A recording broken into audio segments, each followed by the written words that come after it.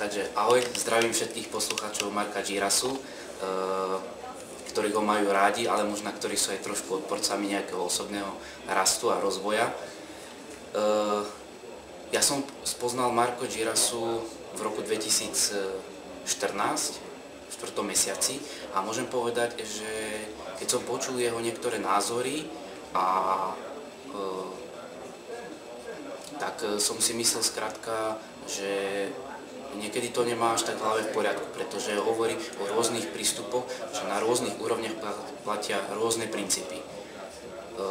Ako náhle som začal navštevovať jeho semináre, tak mi to všetko začalo docvakávať.